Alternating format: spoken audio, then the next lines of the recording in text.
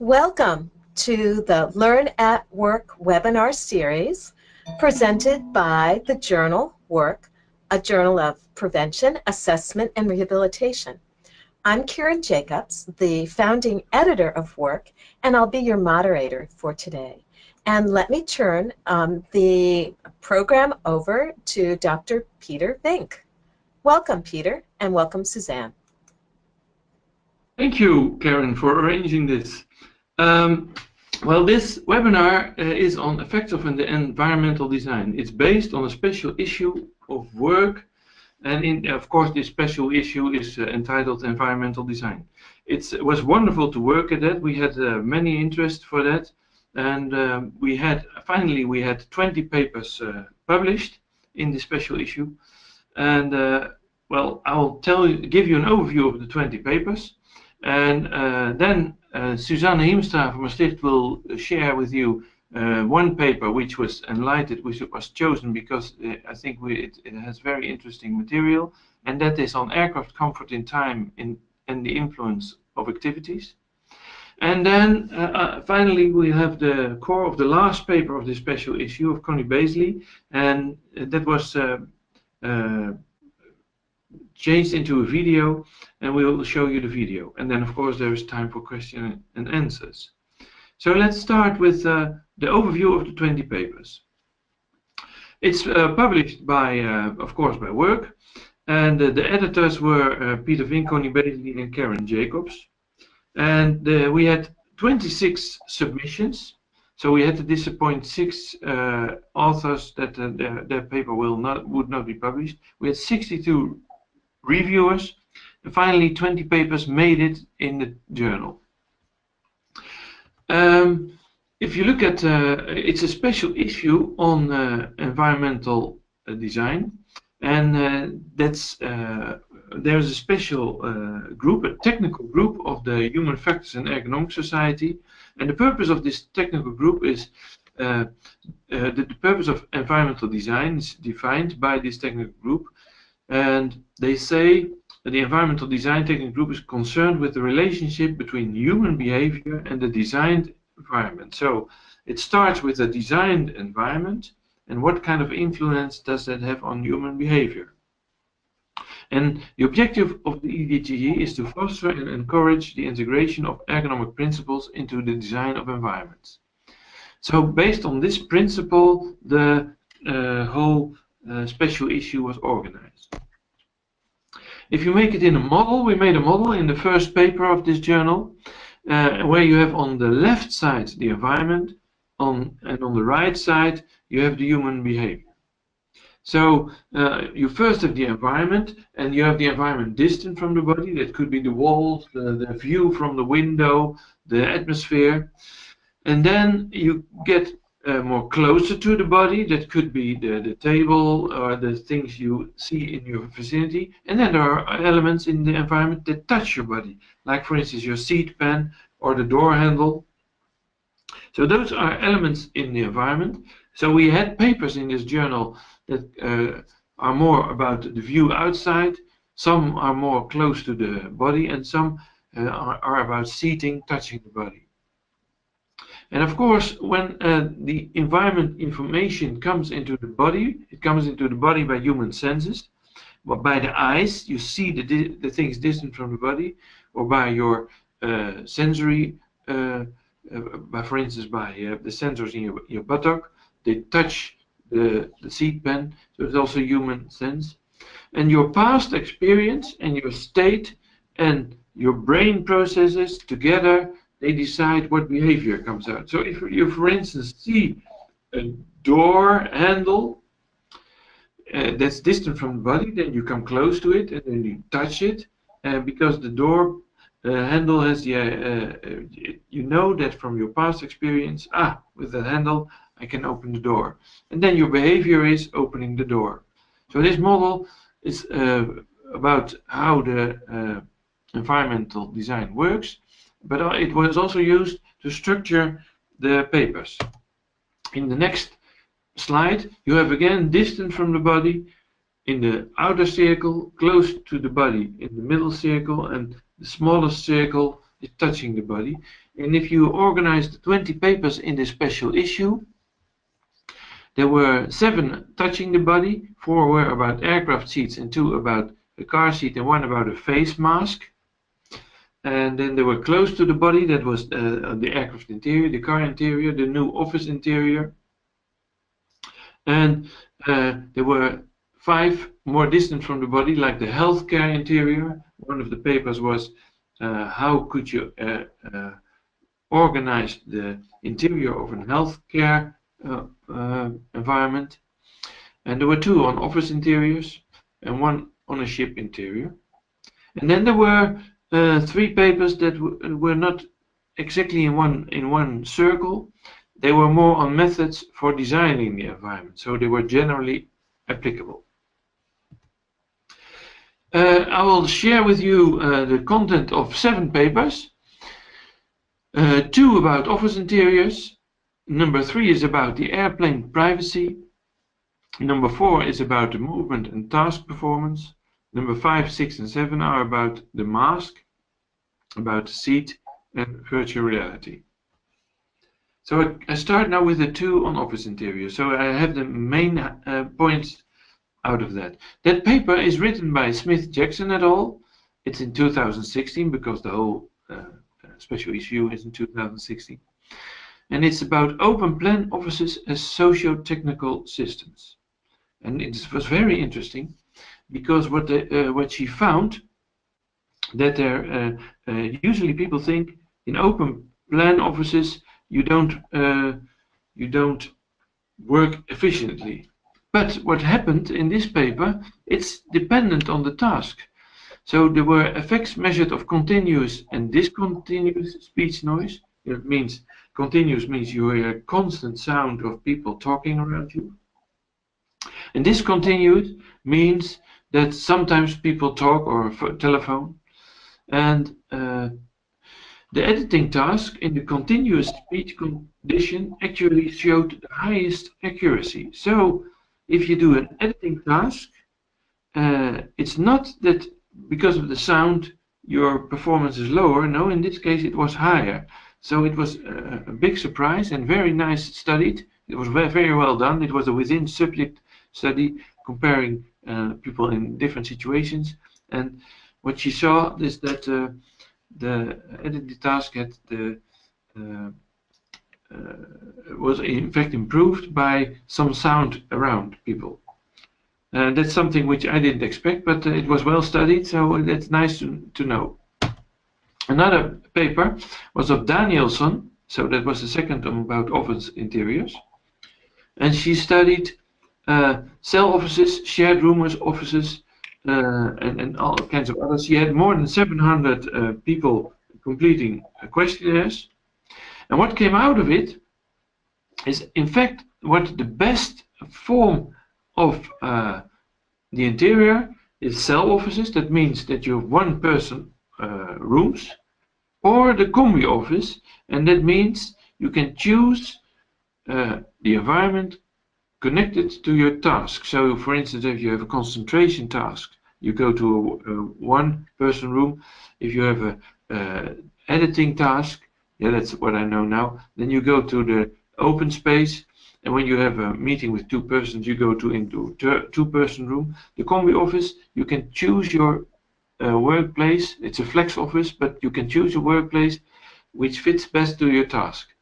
And so, in fact, in all the situations, they are regarded negatively with well-being, but the best ones were the cell offices and the combi offices. So the results are that shared room office, traditional open plan offices, and flex offices stand out negatively regarding well-being, but it differs per task. And it was a very well-studied research. But I think this is also, if you want to learn more about it, it's worthwhile to look into this paper. Also published in 2016 in the special issue. What's also an interesting paper was a study of Ahmadpour. And she interviewed 16 passengers in depth about what is important for well-being and comfort in the airplane. And what was interesting, what she found out, is there was a significant difference if you sit next to someone. It's the well-being is higher, so the score from 0 to 40 higher, there's more well-being. When you are with companion, so for instance, you saw this for privacy. If people want privacy with companion, then if of course, the people feel better than when they travel alone, because then there's someone next to you who you didn't like. The other paper is number 4. That's about was also interesting to see. That's a paper of Groenestein et al. Also in 2016, of course. And the study was about effects of dynamic workstations on acceptance, physical activity, mental fitness, and work performance. Here you see the workstation which was introduced for some months in a company. It was compared with the old situation. And the results were, the people were asked, if you do the work at the Oxidesk and you compare it to your regular workstation, is it lower or higher, or does it feel the same? And what is interesting, it differs per task, of course. But if you see the red bar in the bicycling, so using the Oxidesk bicycling, people can concentrate higher, the same or lower, but it's the same or higher. So it's not so bad to do that on a bicycle. And also, if you see reading speed, that is sometimes higher and or the same, and in only a few cases lower. So it also depends on the person, but some tasks can be done the same in the bicycling situation and even can perform higher in the bicycling situation. Because if you see the slide here, the percentage of the work performance, the higher it is, the better the work performance is. And you could see that 80% of the people say it's approximately the same in many tasks. And what makes sense, of course, the typing is in most of the or many tasks lower, and that's of course typing, while bicycling sometimes is a little bit more difficult. Luximon that's the next paper, had a paper on the type of face mask that influences comfort and temperature. And what she found out is that the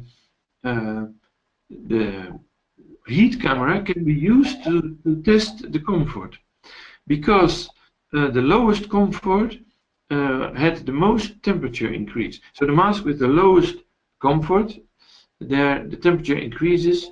So in fact, you could use the heat camera to check how the comfort is in the case of face masks. And there was an interesting finding.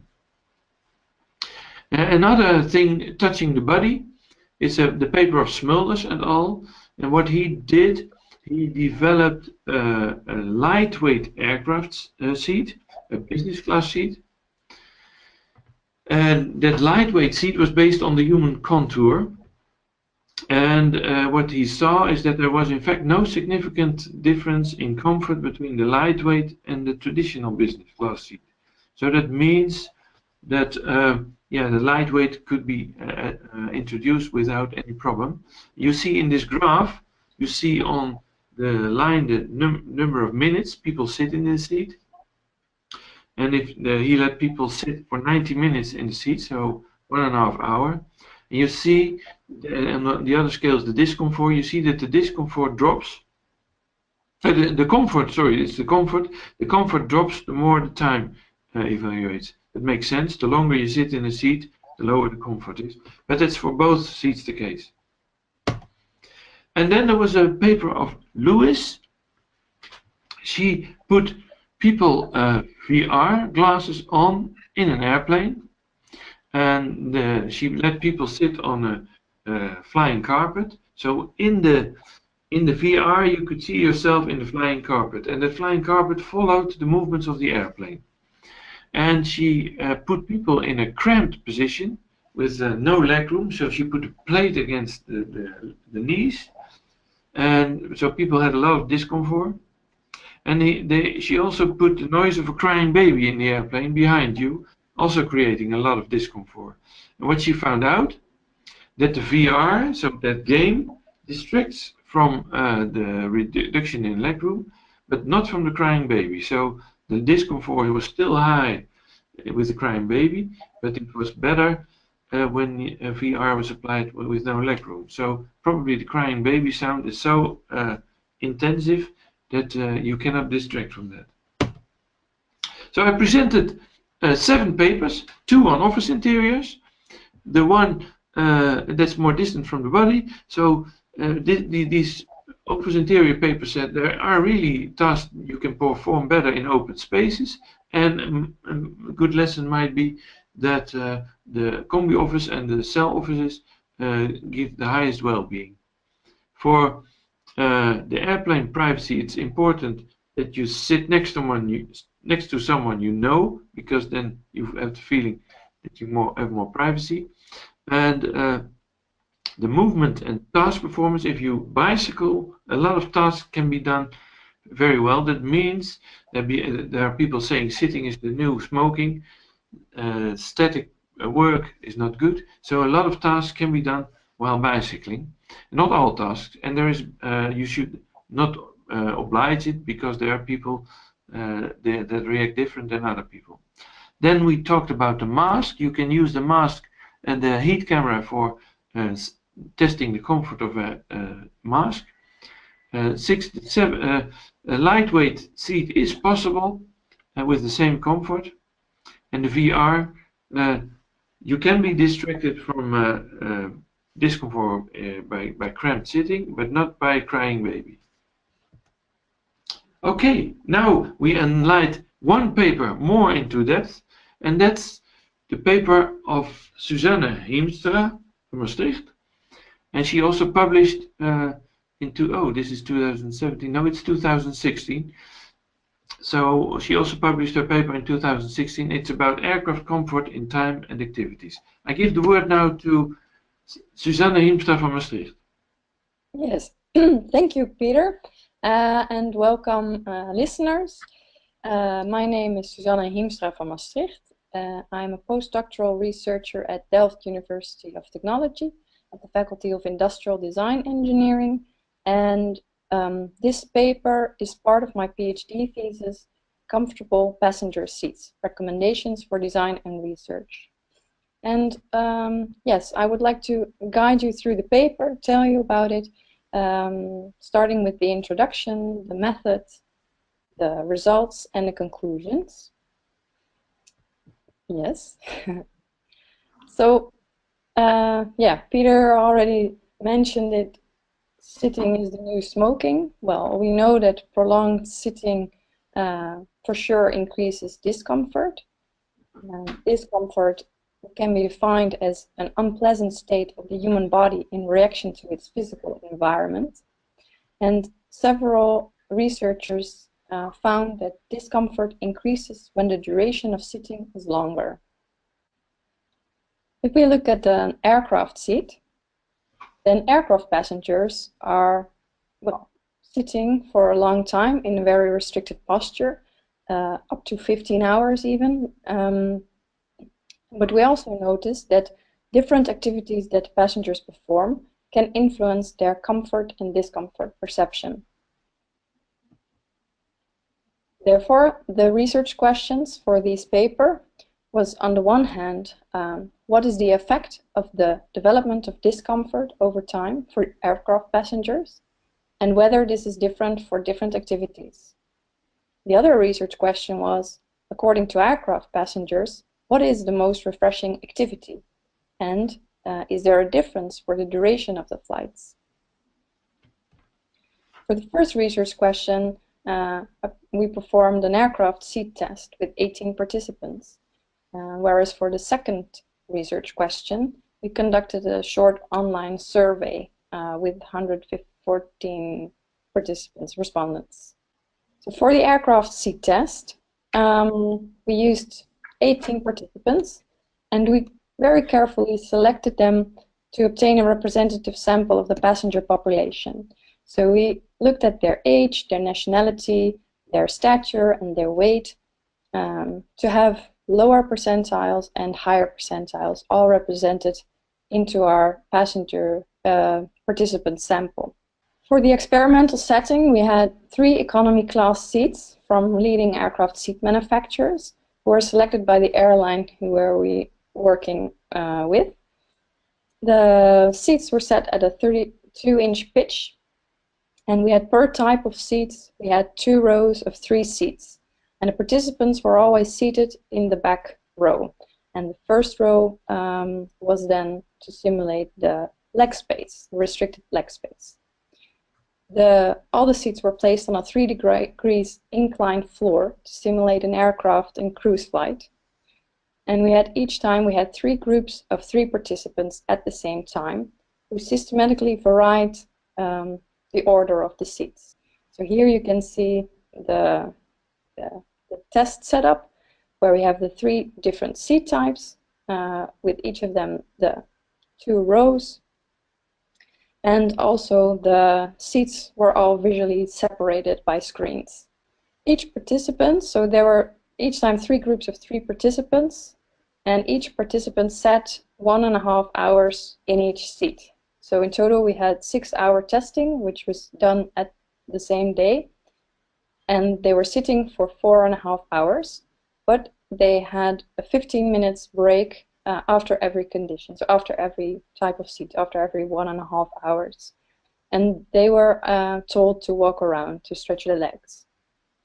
During the 1.5 hours, we've asked participants to perform 4 activities. An upright sitting position for taxi, takeoff and landing, eating and drinking, reading an in-flight magazine, and a reclined position for sleeping or relaxing. Also, the first impression of the seats, we wanted to be based only by physical contact and not by visual appearance. This is why we put a white sheet over all the seats. We asked participants to enter the row of seats, and just before they sat down, we took away the sheet. So they were not influenced by the visual appearance, but could focus on the physical contact with the seat. We measured the local perceived discomfort according to the method described by Van der Grint and Smit, and we measured the development of discomfort in time, as well as the average increase in discomfort for each activity. Here you can see the local perceived discomfort, or LPD, measurement that was used. So we have a body map with 22 regions, and every 15 minutes we've asked the participants to rate their discomfort on a scale from 0 to 10 for each of the body parts, where 0 is no discomfort at all, and 10 is extreme discomfort. So really, yeah, in pain, almost maximum that you can handle. So the results of this LPD, so for the discomfort development in time, is that the discomfort increases in time, but also that the activity is influencing the perception of discomfort. So here you can see on the horizontal axis the time in minutes, so from 0 to 1.5 hours, so 90 minutes, and the 3 lines indicate the condition, whereas blue is the first condition, the gray one is the middle condition, and the orange one is the third and last condition. And because the order of the seats varied, this is different for all the participants. And on the vertical axis, there is the local perceived discomfort on a scale from 0 to 10. So you see that the discomfort increases in time. What you also can see is that for the middle condition, the discomfort seemed lower. And especially during the food condition, the discomfort even decreased. The difference between the 3 conditions was that in the first condition, the participants were given coffee and tea, and in the last condition, they had soft drinks, whereas in the middle condition, they had a complete meal. So participants were so active with their meal that they seemed to forget about their discomfort. So the perceived discomfort was lower in the middle condition compared to the first and the last. And there was also a significant difference between the conditions for the food activity in the middle condition. This is a graph which looks at the increase in discomfort per activity and per condition. And what you see here as well, for the food condition, for the food activity, in the middle condition, the discomfort decreases. We've also looked at the effect of walking, because after every condition, the participants were allowed a 15-minute break to walk around. And after that break, so walking had a significantly larger effect on the decrease of discomfort compared to the other activities. So the discomfort was reduced during the food activity in the middle condition, but walking between the conditions also reduced discomfort. For the second research question, we've posted a short online survey of which 114 people responded, mainly German passengers, also Dutch, mainly economy class passengers traveling for holiday purposes. We've asked them after which activity they felt most refreshed. So it was a multiple choice question: after food, after watching a movie, after sleeping, after reading, or after walking through the plane. Participants indicated they felt most refreshed after food, so after eating or drinking, and after sleeping. But if you look at the different durations of the flights, then for the long haul flights, so more than 6-hour flights, most participants indicated that they feel most refreshed after walking through the plane. So you actually see an increase there in percentage of respondents who say they feel most refreshed after walking with the increasing duration of the flight. So according to the respondents, which were 35 people who traveled more than 6-hour flights, the most refreshing activity is walking through the plane. The conclusions of this paper are that activities influence the development of discomfort, and that eating and drinking lower the increase of discomfort, especially a complete meal, which even decreases the discomfort level, and also that walking seems to be most effective in reducing discomfort. Walking through the plane is indicated by respondents to be most refreshing activity, especially passengers on long-haul flights. So, if we can distract passengers from feeling discomfort by stimulating to move, this is an opportunity for airlines. And I would like to end this with an example of our Delft University of Technology students who designed a revitalization system which consists of pressure sensors in a seat pan with which passengers are able to control a game while sitting in the seat. So they are able to move in their seat, so have the same effect as walking through the plane, but in their own personal space. And this project was also one of the finalists for the Crystal Cabin Award this year. So thank you very much for your attention, and I think that Karen will now take over to moderate the questions you have. Wait, we still want... I think we're going to put the video on next, so Peter will do that, and then we'll have the... Yeah. Oh, that's okay. I was going to show the video. Yeah. Thank you so much. That was so informative. Thank you. Can I put it on? Yes, please put the video on. Space, time, design. Don't forget time in environmental design. Research shows that sometimes a discomfort precursor is required in order to recognize or achieve a better comfort level. Sitting in a comfortable chair after first sitting on a hard wooden stool feels significantly softer as opposed to first sitting on a soft seat and then sitting in a comfortable chair. Research suggests variation in work position and workstation setup promotes better health, well-being, and productivity in people. Working at a standing workstation. working at a sit-stand workstation, using a tablet while sitting in the tablet chair,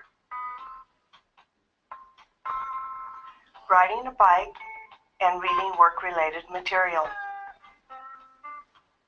According to scientific research, cortisol, the stress hormone, is lowered after people take a walk in nature. Try conducting your next business meeting while walking in the park.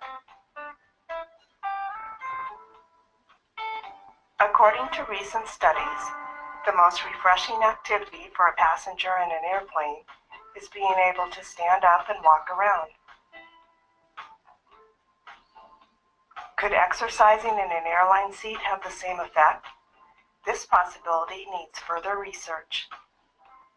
Information about these topics and more are featured in the August 2016 edition of Work, a journal of prevention, assessment, and rehabilitation, a special issue on environmental design, guest edited by Professor Dr. Peter Vink and Dr. Conne Bazley. Okay. Great, So thank you. So this is also an overview of some of the papers, but this what is in this movie is also described in the last paper where Conne Bazley is the first author.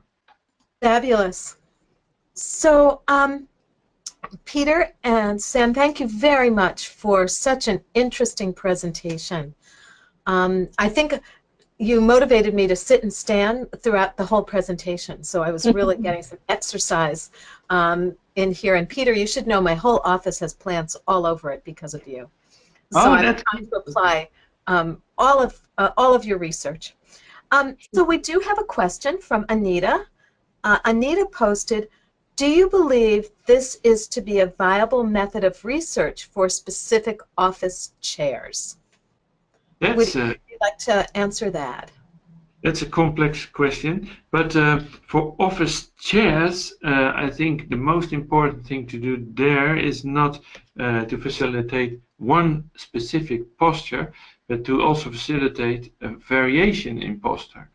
Ideally, I think for office work, we should look more for possibilities to move, so have a lunch meeting while walking around, or have when you try to write, or when you try to concentrate on something, do it by bicycling, and when you talk to a colleague, go to another room and have another seat. So the movement aspect is, I think, very important. There are also studies that show that even some glucose is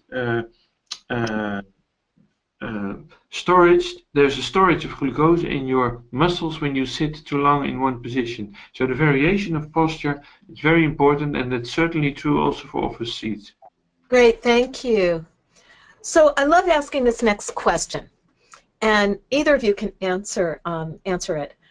If you had unlimited funds to conduct research, what would be of interest to you? Would you continue the line that you shared today, Suzanne, or Peter? What would you be doing in research? Again, with unlimited funds.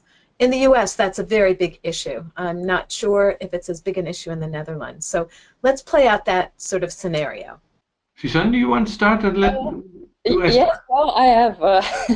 If I would have unlimited funds, I would. So one of the challenges is often the participation of participants, especially in very long studies. So it is almost impossible to find people that are willing to participate in a 15-hour study, for example, which is why our studies are usually limited to, well, 1.5 or 2 hours sitting in one position.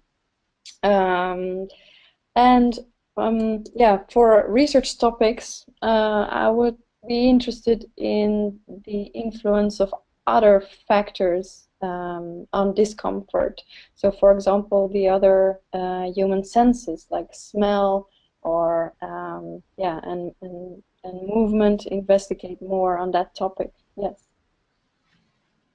If you would give me the unlimited possibility, I would focus on 2 areas. One on the car interior, and in the autonomous driving car in the future, there are many more possibilities to vary your posture.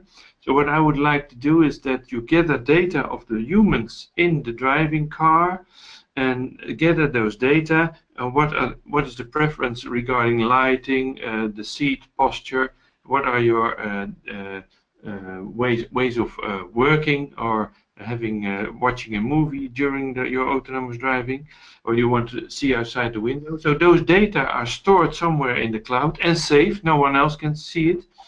And those data in the cloud can help you, when your autonomous driving car is in front of you, you step in and your car is completely, the interior is completely adapted to your preferences. So that's one part I would like to study.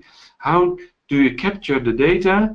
How do you make the right algorithms? And how do you translate that into car interiors? So that's one topic. And the other topic is for aircraft interiors.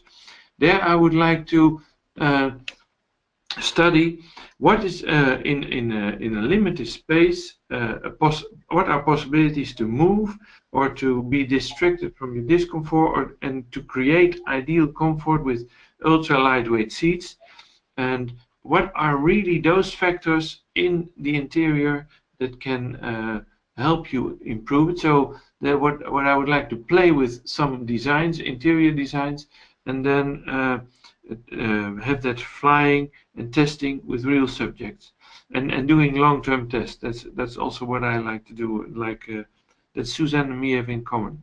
So I would do different research for two different areas. Karen. Wow, that sounds fabulous, Peter. I could hear the enthusiasm in your voice. So we have another question here. What research methods would you deploy for assessing bus seats and their effect on comfort levels on bus drivers? Very interesting. And that's Sunat. So thank you for posting that. And Peter and Suzanne, who'd like to answer that? For bus seats, but I think Suzanne knows a lot about that too. But for bus seats, we are at the moment we do a project. But the first thing to do is for seats development is see what are the activities people do. So first observe people. What are they really doing? So for the driver, which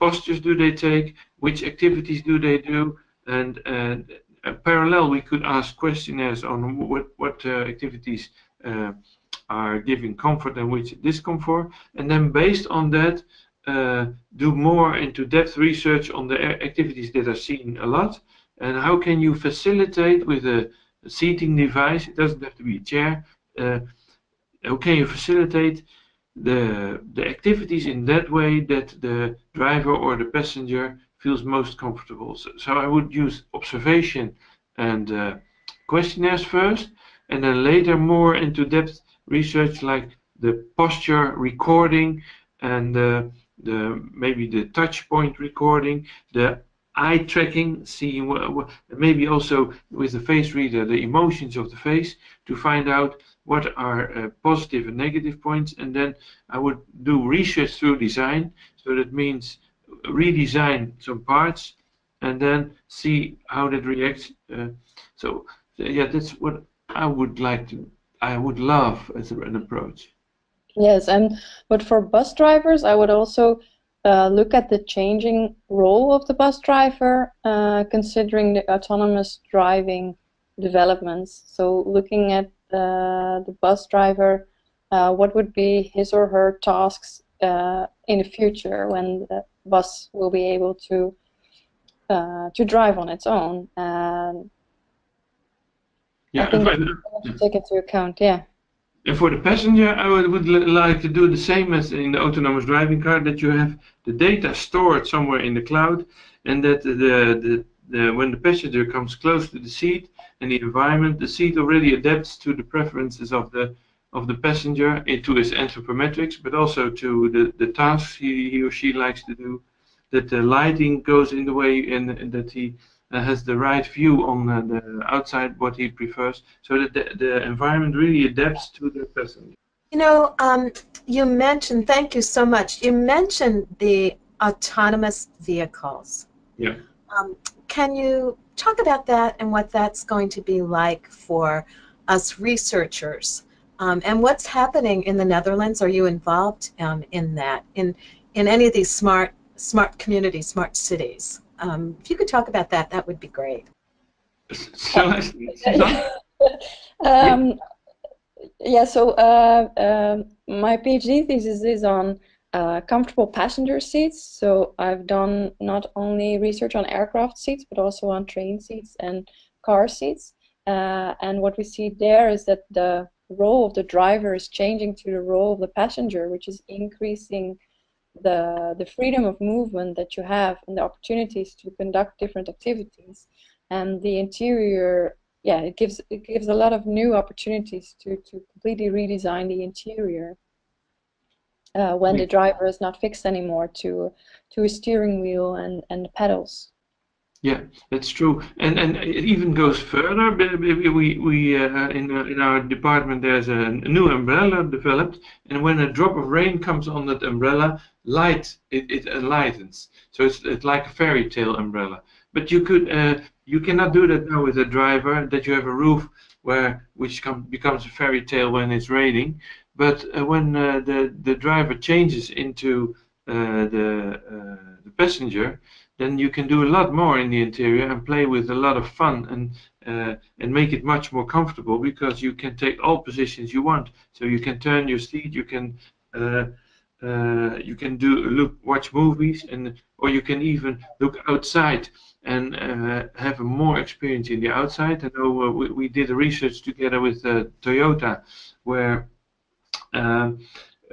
if you touch something on the roof, there's a map of the environment on the roof, and if you touch that, you get information. For instance, you pass a stadium, you click on it, you see which games are there now, and which games will come there in the future, and then yeah, you can even book your tickets there. Or when you come across a forest, or you drive over a bridge, you can click in and see what kind of fishes are under you. So there are a lot of I see a lot of opportunities when the autonomous driving is there, that you can make a much more lively experience of your environment. I don't know if that all happens, but it's really interesting to explore what people really like in driving. By the way, many people say that people will work more while autonomous driving, but Sigrid van Veen, one of my PhD students, she found out that driving is also allowed doing nothing. That means people do not always want to work in their car. They also need some time to do nothing. And so in the autonomous driving, I don't think we should only focus on working. We should also think about what is the things that people would like to do while driving. Is it really that allowed doing nothing? And then put something extra, because there's a lot of stress on everyone to be more productive, and there's a lot of input coming into our brains. So I think we also need those moments of relaxation. Wow, I had not thought about this, and I have to say the umbrella that you described is very fascinating. Is that something that you designed, or is that something? Yeah, no, that's a colleague of mine, Professor Casper Janssen, did develop that. Oh, fantastic. So yes, so very interesting about the demands in the autonomous vehicle that we should be thinking about, considering other things that we might be doing, like what you said, resting. Very fascinating. So I don't see other questions, but I'd like, to have a conversation just with both of you as well. What do you think are some next steps for people who are interested in this area? How can they break into understanding any of the topics that you mentioned or are in the special issue of Work? How does someone get their feet wet to do this? Oh, yeah. But the special issue of your work was not only on car interiors, but also, for instance, on office interiors. So, for instance, for office interiors, I see already companies going into the direction that they try to stimulate human movement, that they try to have the combi offices, that they try to facilitate humans to use the space more in a nice way, to have for instance, also have the meetings in the right space. If you have a meeting where which is short, you can have a standing meeting. So then you see that, for instance, Bluedorn already showed that the meeting is 34% shorter with the same outcome when you do it standing, and with the same quality of outcome. So I see already companies going into that direction. So, but it's interesting to, I think the companies that are ahead and the enterprises that are ahead, they will do that themselves. But I think the challenge is how to have the rest of the companies go into that direction and see the advantages of moving. In 2017, there was a paper presented. If you have the 15 minutes walk in the break, after that break, your well-being is higher, but you're also more productive. So that means there are opportunities there which I think a lot of companies still don't use. Is this an answer to your question, or do I make? Yeah, it does. And let's say I'm a new graduate from a doctoral program, and I open up that special issue of work that you and Connie and myself guest edited, and I get excited about the topics. Yeah. How would that beginning researcher, beginning, doctoral individual begin even their career in research? Any advice for those people? I think the model I presented would be very useful, because you should first try to find out where is your interest. Is that more in designing the interior, so more the space and the view and the lighting, or is it closer to the human, like for instance the tables, or is it even touching the human, like the seats or the masks? So you first have to check where is your interest. And then if you have focused one of the interest, what do you like to do? Would you like to more do research through design? Because in this journal there are a lot of examples that people design something and then test the effect, and that's the way we gain knowledge. But there are also other ways to do that you first have a theory and then test it with different approaches. So but this journal is interesting because I think there are a lot of approaches where it's research through design. So just making up a product and then testing the effects. Of course, there's a vision behind the product that you expect that it will improve, but by doing that, you also learn a lot. So I think the first step is focus on the area. Oh, this is what, and then of course you also have to find an application area, because there were examples from healthcare. They, for instance, show that in an elderly home, if you change the interior, which is more focused on the people that of the residents, then it could be more difficult for the staff. But what we saw in this research, that the staff loved it so much that the residents were more happy, that they were willing to do some extra work for that. So you can focus on the health part, or you can focus on the application area in transport. Well, Suzanne and I talked a lot about. You can see the application area in the office interiors. So there, if you first find your spot, I want to do it on the total interior, or more on, for instance, close to the body, like the mouth cap. And then see in which area you would like to apply your research. Suzanne, how about you? You, I think, worked under Peter. Yes, I did. So Peter Vink has been my promoter during my PhD. So my eyes now. yes, if you could please turn off your close my ears. Yeah. No, but yeah. So Peter and I, we have also worked together at TNO, where we did a lot of the projects also together. And yeah, what I think was most interesting about my PhD research is the collaboration together with the companies, and that the research I did is really applied research, and it's really finding their way into actual products, and yeah, that companies are working with some of my results, and yeah, and I like that a lot. So yeah, so for the application area, it was transport, and not only aircraft seats, but also train and car. And I've worked together with a lot of different companies, and yeah, solving their problems through research and through design. Yeah. Great. Now, Lucy posted something, and let me thank you so much, both of you. So Lucy posted that this is an incredibly interesting topic, and she has a question. It made her think of individuals who work in different office settings and move between different postures throughout the day, perhaps moving between a car and a workplace context.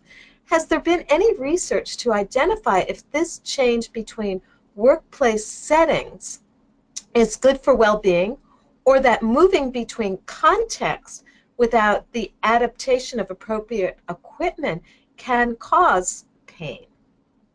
Really interesting question. Thank you, Yeah, Lucy. so certainly. So because it's a big issue that we, in fact, do not know about the effects of the variations of different variations. We do not know which dose, for instance, is good and which dose is not good. So we do not have data. If you do this variation, you will be very healthy, and if you do this variation, no, that you won't be healthy.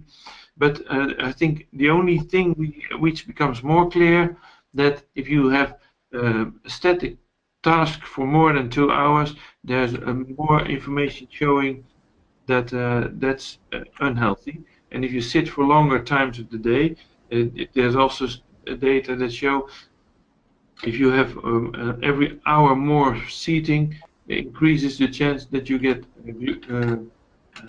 what's it called? The sickness related to glucose, diabetes. So there are indications if you have more static work, there are more risks. But the ideal variation, there's not much knowledge about that yet. There's recently a study that shows that if you sit 140 hours and you have breaks, and that was for car driving, you see that the discomfort in the end also is lower. But we don't know exactly on the long term what the health effects are, and that's very interesting to study. But then we need to follow groups. There was a study done by Hamburg. She was able to follow 3,000 people who had the same type of work every day. And what she found out that if your discomfort is above a certain area in your neck, or if there's a sum of discomfort in different regions, that the chance of getting musculoskeletal injuries later is higher. So that type of research, I think there's more need for that, for what kind of